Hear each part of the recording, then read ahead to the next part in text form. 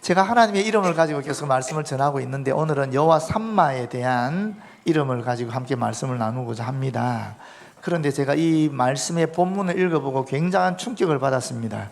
왜냐하면 여러분이 저 같으면 이 말씀 가지고 어떻게 말씀을 전하겠습니까? 상상이 되시죠? 여기서 도대체 어떻게 해야 되나 아주 혼란스러웠었는데 또 하나님이 또 지혜를 주시고 영감을 주시네요. 그래서 함께 말씀을 나누고자 하는데, 여러분, 에스겔은 누구냐면은 원래 제사장 가문에서 태어났어요, 이 사람이.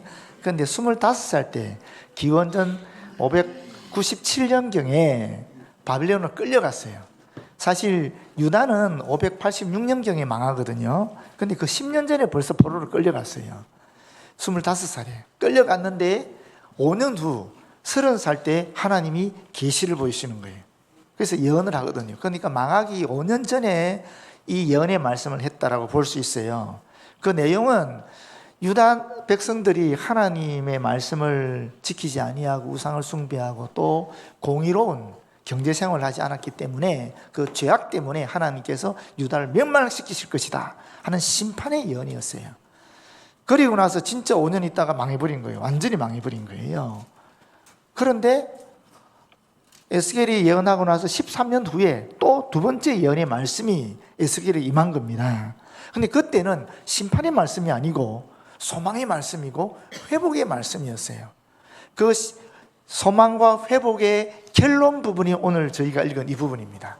이 에스겔서의 마지막 부분이기도 하고 소망의 예언의 말씀의 결론 부분이기도 합니다. 그 말씀인데, 이 말씀을 보시게 되면 일단 여호와 삼마라는 성읍에 대한 얘기가 나와요. 이 성읍은 12개의 문을 가진 4벽으로 구성이 되어 있다라고 나오지요. 한번 그림 보시겠습니다. 그림 보시면 저런 형태입니다. 저기 북쪽에 르우벤, 유다, 레위 지파의 문들이 있어요. 그런데 르우벤은 누구냐? 야곱의 육신의 장남입니다. 또 유다는 어떻게 생각하면 메시아가 거기서 나오니까, 이 지파를 통해서 나오니까 전 영적인 장자라고 볼 수 있어요. 레위는 누굽니까? 레위는 하나님께 이스라엘 백성이 하나님의 제사장으로 바친 그런 지파거든요. 그러니까 가장 중요한 12지파 중에서 중요한 지파가 제일 먼저 이름이 거론되는 거예요. 그 다음에 요셉은 야곱이 가장 사랑했던 아내 라헬의 아들이었죠. 베냐민 마찬가지입니다. 라헬의 둘째 아들이었습니다. 그 다음에 다는 이 라헬의 종이었던 첩의 아들입니다. 그런 형태로 이 순서가 중요한 순서부터 기록이 되어 있는 겁니다, 우리 성경에. 그런데 여러분, 이 그림을 통해서, 이 예언의 말씀을 통해서 우리가 어떤 하나님의 교훈 내지는 가르침, 의미를 발견할 수 있겠습니까? 여러분 같으면 어떻게 딱 저걸 보는 순간에 이래서 하나님이 이 예언을 하셨구나 라고 느끼겠습니까? 안 떠오르죠? 저도 그랬습니다. 깝깝했습니다. 막막했습니다. 그런데 저기 놀라운 게 있더라고요. 르벤이나 유다나 레위는 사실 괜찮은 중요한 인물들 순으로 지금 기록이 된 거거든요. 순서가 쭉 내려가면서. 그런데 문은 다 하나씩 차지하고 있는 거예요. 중요한 지파라고 해서 문을 2개 차지하고 있지 않다라는 거예요. 다 하나씩이에요. 그게 의미가 있는 거예요.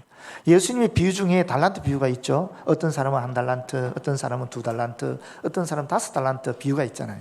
근데 2달란트 사람도 2달란트 남기고 5달란트 사람도 5달란트 남겼어요. 그때 예수님께서 2달란트 남긴 사람한테는 야, 너 정말 잘했어. 정말 충성된 종이야. 하고 5달란트 남긴 사람한테는 너는 엄청 잘했어. 진짜 잘했어. 너는 2달란트 남긴 사람보다 훨씬 더 복을 네가 받을 거야. 이렇게 얘기했습니까? 안 그랬잖아요. 2달란트 남긴 사람이나 5달란트 남긴 사람이나 똑같이 칭찬하시거든요. 구절이 똑같아요. 내용이 똑같아요. 무슨 말이겠습니까, 그게? 하나님께서 우리에게 이 땅에 생명을 주셔서 보내실 때 뭐도 함께 보낸다 그랬습니까? 사명답게 보낸다 그랬잖아요. 이 생명 안에는 생명력이라는 게 있거든요. 생명력. 그렇지 않습니까? 생명의 능력 같은 게 있는 거예요. 생명의 능력을 우리는 달란트로 얘기할 수 있는 겁니다. 어떤 사람은 지적인 능력이 뛰어날 수 있고, 어떤 사람은 감성적인 능력이 뛰어날 수도 있고, 어떤 사람은 실천력이 뛰어날 수도 있습니다. 또 실천력 중에서 어떤 사람은 자기가 알고 있는 지식에 10가지를 행한다 그러면 어떤 사람은 100가지를 행할 수도 있는 거죠. 다양한 능력이 하나님에 의해서 주어지는 겁니다. 그리고 그 능력에 맞추어서 또 하나님께서 사명을 주시는 거예요. 예를 들어서 주기철 목사님이나 손양원 목사님한테 하나님 주신 달란트가 있지요. 또 능력이 있으셔요. 영감이 있으신 거예요. 그러니까 가장 우리 민족이 하나님의 신앙을 지킴에 있어서 위기를 당했을 때에 순교를 통해 돌아가시는 순교든 살아계시던 순교든 일제시대 그 순교를 통하여 하나님께 주신 그 사명을 온전히 감당하게 되는 겁니다. 그 결과는 우리 한국의 역사에 있어서 누구나 존경하고 누구나 우리 신앙의 본보기를 여기는 그런 위대한 인물이 된 거죠. 그럼 저한테 맞는 생명력을 주셔서 지금 이 편안한 자유로운 시대에 하나님의 말씀을 어떻게든 우리 대덕한필교회 성도들에게 잘 알리고 가르쳐서 여러분들이 하나님 말씀대로 살아갈 수 있도록 해주시는 거죠. 그러니까 주기철 목사님과 손양원 목사님이 주신 생명력과 동시에 사명이 주어졌다면 저한테도 마찬가지로 저에게 맞는 생명력과 사명이 주어졌다라는 겁니다. 문제는 뭡니까? 이분들이 5달란트 받았어요. 저는 2달란트 받았어요. 근데 제가 2달란트 받은 것을 제 나름대로 열심히 충성을 다하며 끝까지 지키면은 저도 하늘나라 가게 되면 우리 손양원 목사님과 주기철 목사님과 똑같은 칭찬을 받을 것이다 하는 그런 소망이 있는 거죠. 아닙니까 여러분? 별로 동의 안 하시네. 그런데 여러분 1달란트 받은 사람 어떻게 했습니까? 파묻어 버렸어요. 왜 파묻었을까요? 아니, 나는 1달란트밖에 안 되는데 뭐. 저 사람 2달란트 받았는데, 저 사람 5달란트 받았는데 내가 1달란트 받아가 기껏 해보면 뭐 하겠냐 하면서 비교하고 불평하게 되면서 묻어버린 거예요. 그 결과는 하나님 주신 그 생명력에 맞는 그 사명을 감당하지 못하게 되었고 그 결과는 징책으로 이어지는 겁니다. 여러분 우리 모두에게는 다 다른 생명력이 있어요. 영감이 있고 능력이 있고 달란트가 있는 겁니다. 다 똑같지 않다라는 거예요. 누구는 키도 크고 누구는 키가 작고 누구는 지적 능력이 발달되어 있고 누구는 육체적 능력이 발달되어 있고 이런 다양한 형태로 하나님 우리에게 주신 거예요. 똑같지 않다라는 겁니다. 저하고 김가모 목사님 똑같이 아니에요. 키도 다를 뿐만 아니라 얼굴도 물론 제가 조금 잘생겼긴 하지만 그래도 다르다는 겁니다. 영적인 능력도 다르고 지도력도 다르고 다 다르다는 거예요. 그러나 그럼에도 불구하고 하나님께서 우리에게 주신 사명은 독특한 사명이 있는 거예요. 르우벤 지파의 문이 있고 여러분 유다 지파의 문이 있고 또 레위 지파의 문이 있듯이 저한테 주신 문 또 우리 김가모 목사님 주신 문이 다른 거예요. 똑같지 않다라는 겁니다. 그게 은혜입니다 여러분. 만약에 김가모 목사님하고 저하고 주신 문이 똑같은 문이다 그럼 나는 있을 필요가 없죠. 또는 김가모 목사님 있을 필요가 없죠. 그렇지 않습니까? 주신 문이 다른 거예요. 주신 사명이 다른 거예요. 같은 것 같지만 다른 거예요. 그러니까 우리는 유일한 존재로 이 땅에 설 수 있는 겁니다. 유일한 존재로. 그 누구와 비교할 수 없는 나만이 나로 설 수 있는 거예요. 저는 김갑부가 아니라는 거죠. 저는 주기철이 아니라는 거죠. 저는 손양훈이 아니라는 겁니다. 저는 김은습이라는 겁니다. 김은습에게 주신 하나님의 생명력이 있는 거예요. 달란트가 있는 거예요. 사명이 있는 거예요. 나는 그거 하면 되는 겁니다. 다른 사람과 비교할 필요 없어요. 물론 우리가 신앙적으로 본받고 살아갈 필요는 있겠지만 굳이 비교하면서 열등감 느끼고 할 필요가 없다는 거예요. 나는 나한테 주신 것 그저 주님 앞에 감사하면서 최선을 다해 살면 나중에 하나님 나라 가서 똑같은 칭찬을 받을 거라는 겁니다. 그런 깊은 의미가 이 본문에 있다 하는 이야기입니다. 두 번째는 여러분 이 12문이 다 있는데 이 문이 따로따로 존재하긴 하지만 어떻게 돼 있어요? 같은 성문으로 연결되어 있잖아요. 그게 35절 말씀이거든요. 그 사방의 합계는 18,000척이요. 이 둘레가 18,000척이다. 18,000척 하면 헷갈리죠, 여러분? 동쪽이 4,500척, 서쪽도 4,500척, 북쪽도 4,500척, 남쪽도 4,500척인데 이 척이라는 개념은 영어로 하면 큐빗으로 되어 있어요. 큐빗, 우리말에 큐빗으로 되어 있는데 그 큐빗은 일반적으로 성인 남성의 요 길이 여기서부터 여기까지 손가락 끝까지 길이거든요. 키가 다 다른데 어떻게 이게 잴 수 있겠어요? 그래서 그냥 우리가 그냥 일반적으로 한 50cm로 하자라고 생각하시면 돼요. 그래서 이 새 한글 성경을 보게 되면 척으로 되어 있지 않고 미터로 되어 있습니다. 몇 미터냐면 2250미터로 되어 있어요. 그러면 둘레는 네 둘레니까 2250m 곱하기 4하면 이게 9km 정도 됩니다. 9000m니까 이 둘레가 9000m라는 거예요. 그러면 여기도 중요한 의미가 있는 거예요. 어떤 의미가 있느냐면 여러분, 문은 다 따로따로 존재하는데 서로 다 이어져 있어요. 다 이어져 있다는 거예요. 따로따로 분리돼서 존재하는 게 아니라 서로 이어져 있다는 거예요. 우리가 지난 주일날 성찬 했잖아요. 성찬은 이 떡이 예수의 몸이 되고 또 포도주가 예수의 피가 되어서 이게 우리 몸에 들어오게 되면 우리의 영적인 몸이, 영적인 피가 생명을 얻어서 소생한다는 말이거든요. 근데 거기 더 중요한 의미가 두 가지가 있어요. 첫 번째가 뭐냐면 우리가 그리스도의 몸과 그리스도의 피를 영적으로 먹고 마심으로 말미암아 우리는 예수 그리스도와 연결되는 거예요. 예수 그리스도와 이어지는 거예요. 예수 그리스도와 하나가 되는 거예요. 누가? 각 개인 한 사람 한 사람이. 그리고 동시에 두 번째 의미가 있어요. 그거는 뭐냐면 우리는 각자가 다 다른 독특하고 유일한 존재이지만 그리스도 안에서 한 몸을 이룬다라는 거예요. 예수님의 몸을 먹고 예수님의 피를 영적으로 먹고 마심으로 말미암아 우리가 영적으로 그리스도 안에서 하나의 공동체, 한 가족, 대덕 한빛 공동체를 이룬다라는 거예요. 그런 의미가 성찬에 있는 것입니다. 마찬가지로 성벽으로 이어져 있지 않습니까? 우리가 다 개별적으로 존재하는 것 같지만 그리스도 안에서 하나로 이어져 있는 그런 운명 공동체이다, 신앙 공동체이다 하는 것을 나타내주고 있는 겁니다. 임마누엘 우리 자녀들, 우리 임마누엘 가족들이 우리와 한 가족이다 하는 의미가 이 속에 담겨 있다, 이런 말입니다. 두 번째 보시게 되면 두 번째 그림 좀 보여주시겠어요?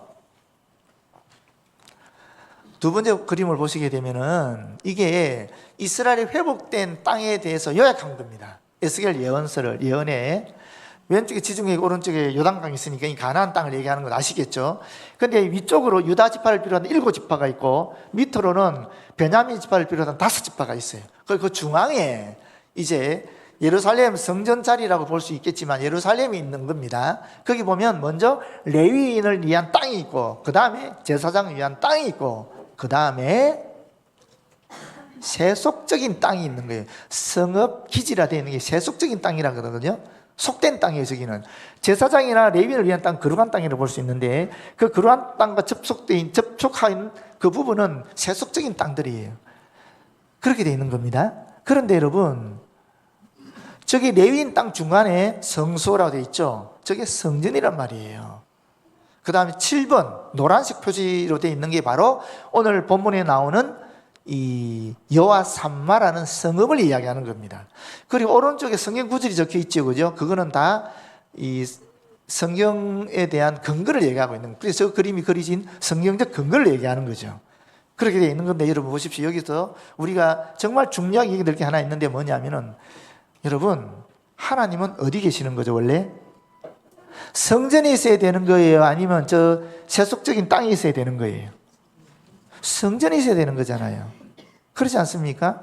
그런데 7번째 저 성읍의 이름이 뭐라 그랬어요? 35절에 여호와 삼마라 그랬거든요. 여호와 삼마가 무슨 뜻이냐? 삼이란 말은 거기라는 뜻입니다. 그래서 하나님께서 거기 계신다 하는 말이 여호와 삼마라는 말이에요. 그러면 하나님이 지금 어디에 계신다고요? 속된 땅에 있다라는 거예요. 세속적인 땅, 저 성읍에 있다라는 겁니다. 우리가 일반적으로 상식적으로 알고 있기로는 하나님은 성전에 계셔야 되는 거잖아요. 그런데 지금 여호와 삼마는 속된 땅에 있단 말이에요. 무슨 의미겠습니까, 이게? 여러분, 하나님께서 거기 속된 땅, 세속에 일상에, 우리의 삶 속에 계신다, 이 말입니다. 놀랍지 않습니까, 여러분? 에스겔이 본 환상 중에는 하나님께서 어디 계시는가? 우리 일상에 계신다라는 겁니다. 우리 일상에.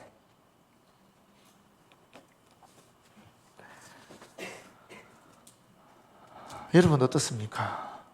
여러분의 일상에 우리가 예배 드리는 것과 똑같은 하나님 임재하심을 느끼고 살아가고 계십니까? 여러분 일상에서 설거지하면서, 집 청소하면서, 빨래 개면서, 또 직장에서 연구하시고 가르치시고 일하면서 하나님 지금 나와 함께 하시구나, 예배 드리는 것 같은 이런 느낌을 받으면서 생활하고 있느냐 하는 겁니다. 근데 하나님 오늘 분명히 우리에게 뭐라고 말씀하시냐? 여호와 삼마, 내가 거기 있다, 너의 일터 속에, 너의 일상의 삶 속에 있다 라고 말씀하고 있는 겁니다. 그리고 중요한 의미가 또 하나 더 있어요. 저 성읍 기지를 보시게 되면 그 중앙에 여호와 삼마라는 성읍이 있잖아요. 그림 한번 더 보여주시겠어요? 아니, 두 번째 그림, 노란색 옆에 성읍 기지 있잖아요. 이제 세속적인 성읍들을 얘기하는 겁니다. 근데 그 사이에, 그 중앙에 하나님의 성읍인 지금 여호와 삼마가 있다는 거거든요. 그럼 지금 무슨 말일까? 우리의 일상의 삶의 중심이 하나님이 함께 하시는 것이 되어야 된다라는 의미도 있지만, 동시에 우리 삶의 모든 영역들, 정치, 경제, 사회, 문화, 종교, 교육, 언론이든 모든 영역에 이 하나님이 함께 하시는 사역이, 하나님이 함께 하시는 영광이, 하나님께 하시는 증거가 확산되어야 된다, 이런 의미도 여기 담겨 있다는 것입니다. 그래서 우리가 예수 믿는 사람이면서 동시에 우리는 대한민국 국민이잖아요. 우리가 예수 믿는 사람으로 하나님께, 그리스도에게 충성을 다하듯이 우리 대한민국 시민으로서 우리가 해야 할 일에 충성을 다해야 되는 거죠. 그래서 여러분 선거에 다 참여해야 되는 겁니다. 또 정치적인, 경제적인, 사회적인, 문화적인, 교육적인 모든 영역에 우리의 관심을 가지면서 이 하나님이 함께 하시는 것이 어떤 형태로든 이 사회 속으로 스며들도록 해야 된다 하는 의미가 또한 저기 담겨 있다라고 볼 수 있을 것입니다. 마지막 세 번째를 보시게 되면, 여러분 가나안 땅을 생각해 보십시오. 북쪽에 갈릴리 땅이 있고, 그 다음에 사마리아가 있고, 그 다음에 예루살렘이 있고, 그 다음 밑으로는 광야가 있거든요. 근데 사실은 이 가나안 땅은 거의 다 광야지대입니다. 그런데 지금 어떻게 하나님이 함께 하시는 여호와 삼마라는 성읍이 존재할 수 있겠는가? 광야인데, 메마른 땅인데 어떻게 존재할 수 있겠는가? 그것을 보기 위해서는 에스겔 47장으로 가야 돼요. 47장 1절에서 12절에 보게 되면 어떤 말씀이 있느냐 하면은, 성소에서 문지방에, 성전 문지방에서 물방울이 하나씩 나오는 거예요. 물방울이. 세 번째 그림 보여주세요. 저게 성전인데, 저 성전 안쪽에서 문지방을 통해 물방울이 한 방울 떨어져 가지고 저 문을 통해서 나오는 거예요. 저기 흘러내려오는 거예요. 흘러내려오면서 땅을 적시기 시작하는 거죠. 광야를 적시기 시작하는 겁니다.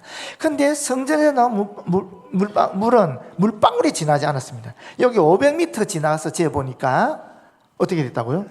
발목에 차요. 또 500m 지나니까 무릎에 차요. 또 500m 지나니까 허리에 차요. 또 500m 지나가니까 잴 수가 없어요. 깊어져 가지고 헤엄쳐야 되는 물이 되는 거예요. 그런데 이 물이 흘러 들어가서 어디로 가느냐 하면은 광야를 적시고 그 다음에 사해로 들어가는 거예요.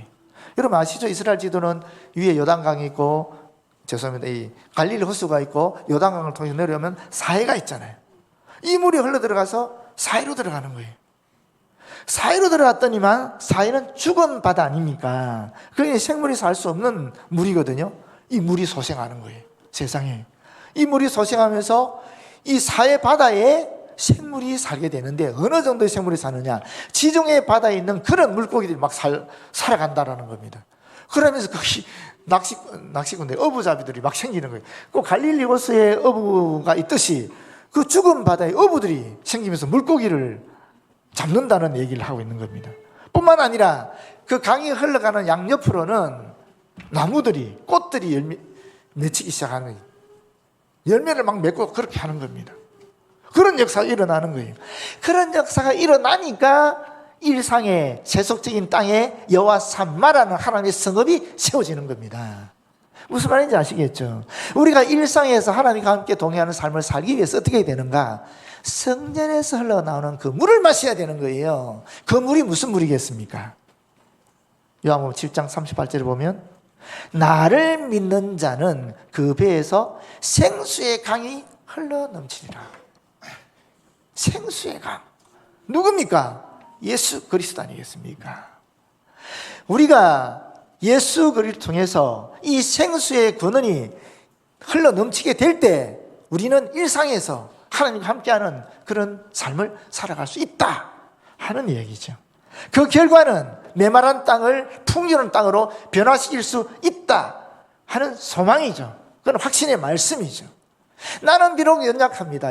나는 메마른 광야와 같습니다. 나는 죽은 바다와 같은 존재입니다. 그러나 생수의 근원 되시는 우리 주 예수 그리스도로부터 그 생수를 마시게 되면 처음에는 한 방울, 두 방울 마시게 되겠지요. 갈증이 풀리겠지요. 그러나 점점 내 심령 속에 그 생수가 넘쳐 흐르기 시작하는 겁니다. 가득 차고 넘쳐 흐르게 되면서 내 주변에 메마른 땅이 풍요로운 땅으로 변화되는 겁니다. 나무가 열리게 되고 꽃이 열리게 되고 죽은 바다가 살아나는 놀라운 역사가 일어나게 된다라는 것입니다. 그것이 오늘의 말씀입니다. 여러분, 왜 성전에 하나님이 안 계시겠어요? 당연히 계시죠. 계시니까 거기서 생명의 물이 한 방울 두 방울 나오지 않습니까? 그렇지 않습니까? 그러나 성전에만, 예배당에만 하나님이 계시는 게 아니다. 우리 일상에 하나님 우리와 함께 하신다 하는 겁니다. 예수를 통해서 우리는 일상에서 하나님과 함께하며 풍요로운 삶을 살 뿐만 아니라 이 풍요로움을 세상 사람에게 전하면서 우리의 사회를 풍요롭게 만들 수 있다 하는 말씀이 바로 오늘 우리의 하나님께서 주신 말씀입니다. 모쪼록 이 말씀 기억하시고 우리가 어디에 있든지 간에 거기 나와 함께 하시는 여호와 삼마의 하나님을 기억하시면서 우리의 삶이 풍요로울 뿐만 아니라 우리와 함께하는 모든 사람들에게 우리 주 예수 그리스도를 말미암아 이 풍요로움을 전하는 저와 여러분 되었으면 참 좋겠습니다. 기도하겠습니다. 하나님 고맙고 감사합니다. 귀한 말씀 함께 나누어서 하는 이 말씀이 우리의 심령 속에 새겨지고 우리의 생명을 살리는 말씀 되고 우리의 일상에서 우리 하나님과 동행하는 삶을 살아가게 하여 주심으로 우리의 삶이 풍요롭게 하시고 우리와 접촉하는 모든 사람 또한 우리로 말미암아 풍요로운 삶을 살아갈 수 있도록 인도하여 주시옵소서. 예수님 이름으로 기도드립니다. 아멘.